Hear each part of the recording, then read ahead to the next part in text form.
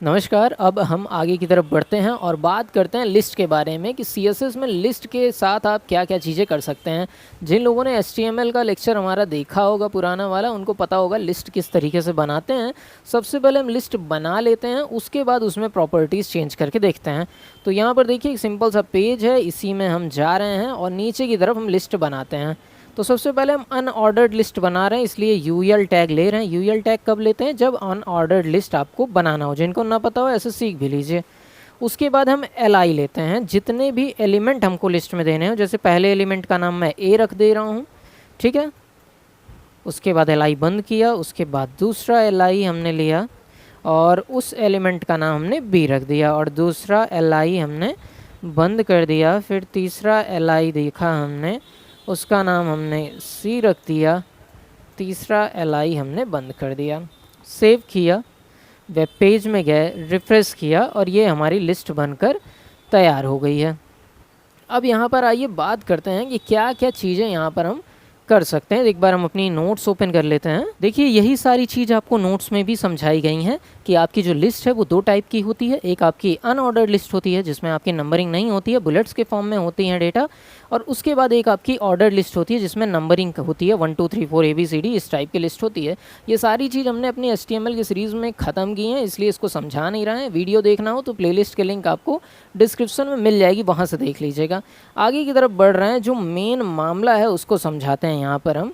सबसे पहली चीज़ यहाँ पर आप जो लिस्ट का जो टाइप है वो बदल सकते हैं। यहाँ पर सबसे पहले इसको स्टाइल आप कई तरीके, जैसे वहाँ पर जाकर आप देते थे स्टाइल, वैसे यहाँ पर भी दे सकते हैं। लेकिन यहाँ पर एक फ़ायदा है कि अगर आप क्लास बनाकर एक जगह पर दे देंगे तो 20 जगह पर, मान लीजिए 20 लिस्ट है, उसमें आपको टाइप चेंज करना हो तो बार बार लिखना नहीं पड़ेगा।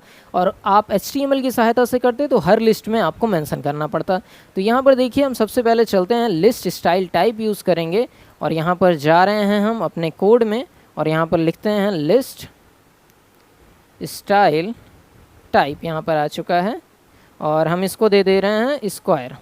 और भी वैल्यूज़ आप दे सकते हैं। सेमीकोलन लगाया, सेव किया और यहाँ पर देखिए हमने क्या किया है, हमने इस लिस्ट में क्लास B1 दे दिया है, ठीक है। यूएल में क्लास कौन सी दे दी है? B1 दे दी है, ठीक है। जो लोग पहले से देखते आ रहे हैं उनको समझ में आ रहा होगा, ये मैं हर लेक्चर में बोलता हूँ। सेव किया, वेब पेज में गए, ये देखिए ये सर्कल टाइप का है, रिफ्रेश कर दिया, देखिए स्क्वायर टाइप का हो गया। दिख रहा है कि नहीं? फिर से एक सेकंड बस रुकिएगा, मैं आपको दिखाता हूँ ये अंतर। ये मैं यहाँ से हटा लेता हूँ अभी। सेव किया और देखिए ये अभी सर्कल टाइप का है। और जब ये चेंज हमने किया, अब के ध्यान से देखिएगा इस चीज़ को, जब हमने ये चेंज ध्यान से किया, इस चीज़ को देखिए, ये चीज़, और गए रिफ्रेश कर दिया, देखिए स्क्वायर टाइप में ये आपका दिखने लगा। ये आपका टाइप चेंज होता है, इसे आप सर्कल डिस्क या किसी भी टाइप में बदल सकते हैं जो जो पहले से प्रीडिफाइंड है, ठीक। आगे की तरफ बढ़ रहे हैं। अब यहाँ पर दूसरी चीज़ क्या है कि अगर आप ऑर्डर्ड लिस्ट लेते हैं, तो पहले चलो ऑर्डर्ड लिस्ट ले लिया हमने, गए हम कोड में और यूएल को हमने क्या कर लिया, ओएल कर लिया। और ये क्लास अभी हम हटा देते हैं और इस यूएल को भी हमने ओएल कर लिया, सेव कर दिया, वेब पेज में गए, रिफ्रेश किया और ये ऑर्डर्ड लिस्ट हमारी बनकर तैयार हो गई ओएल की सहायता से। 1 2 3 4 हो गया।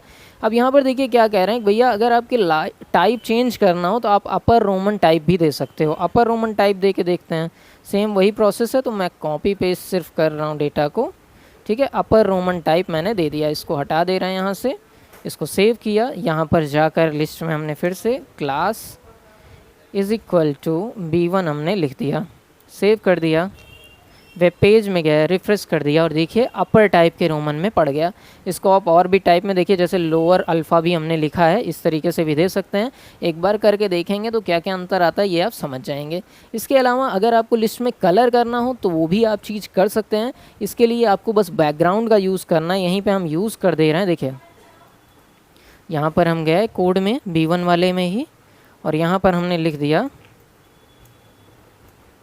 बैकग्राउंड और कलर हमने दे दिया रेड। चाहे तो हेक्साडेसिमल वैल्यू भी आप दे सकते हैं कलर की।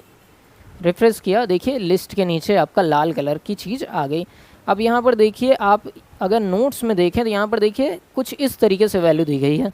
तो हेक्साडेसिमल वैल्यू भी आप दे सकते हैं कलर की जगह पर। कौन सी अच्छी होती है, तो हेक्साडेसिमल वैल्यू से कलर देना अच्छा होता है, क्योंकि इसमें आप ग्रेडियंट भी सिलेक्ट कर सकते हैं। जैसे लाल लिखेंगे तो लाल ही आएगा कलर, रेड मैंने लिखा तो रेड ही आए।